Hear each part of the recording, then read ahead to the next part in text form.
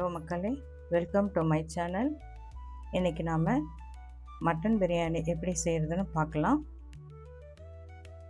இப்போ நாம் மட்டன் பிரியாணிக்கு தேவையானதெல்லாம் ரெடி பண்ணி வச்சுட்டோம். பாருங்கள், தக்காளி, வெங்காயம், இஞ்சி, பூண்டு, பச்சை மிளகாய், கொத்தமல்லி, பாஸ்மதி ரைஸ். இதில் தேவையான மசாலா பொருட்கள்லாம் எடுத்து வச்சுருக்கேன்.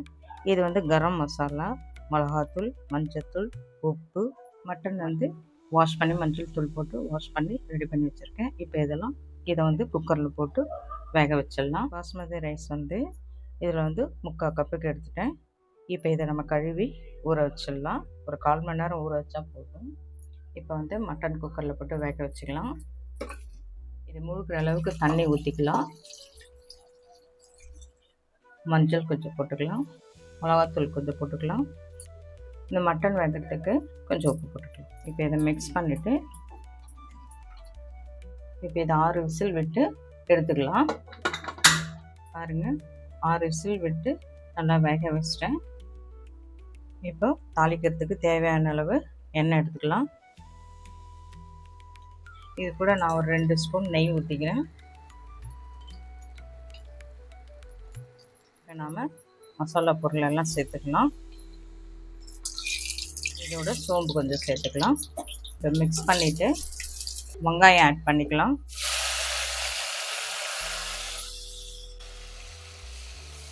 நல்லா வதங்கட்டும். வெங்காயம் இது நல்லாவே ரோஸ்ட் ஆகணும். பாருங்கள், நல்லா வெங்காயம் நல்லா வதங்கி கலர் சேஞ்ச் ஆகிடுச்சு பாருங்கள். இப்போ நாம் இஞ்சி பூண்டு ஆட் பண்ணிக்கலாம்.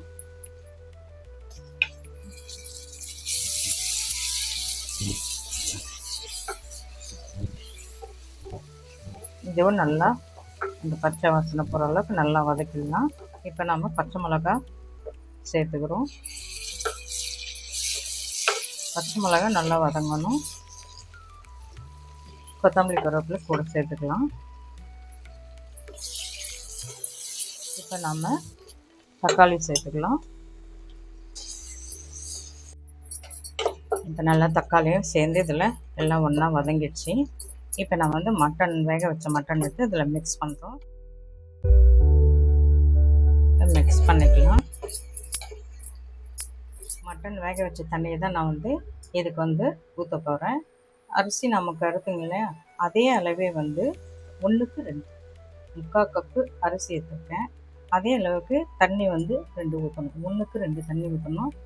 நான் அந்த மட்டன் தண்ணியை ஊற்றிக்கிறேன். 2வது கப்பு தண்ணிடுறேன். அரிசி போட போகிறோம். அந்த அரிசிக்கு தேவையான அளவு தான் உப்பு போடுறோம். இப்போ கரம் மசாலா போட்டுறேன். இப்போ கொதி வந்துடுச்சு. இப்போ ஊற வச்ச பாஸ்மதி ரைஸை இதில் போட போகிறோம். தண்ணியை நல்லா இழுத்துட்டு போட்டுக்கலாம்.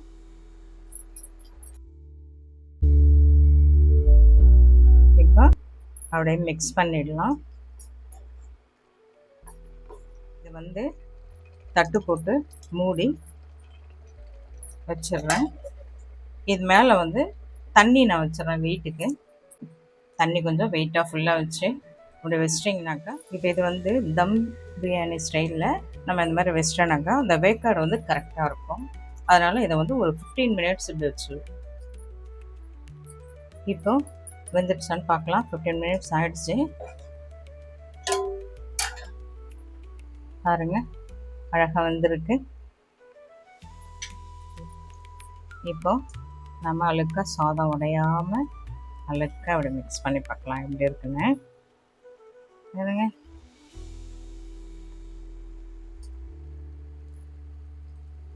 அழகாக வந்திருக்கு.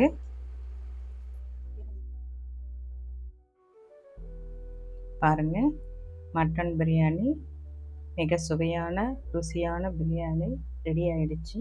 இதோட தயிர் பச்சடி, வெங்காயம் போட்டு தயிர் பச்சடி சேர்த்து சாப்பிடும்போது இன்னும் ரொம்ப சுவையாக இருக்கும். நீங்களும் செய்து பாருங்கள். எப்படி இருக்குன்னு கமெண்ட் பண்ணுங்கள், சப்ஸ்கிரைப் பண்ணுங்கள். தேங்க்யூ ஃபார் வாட்சிங்.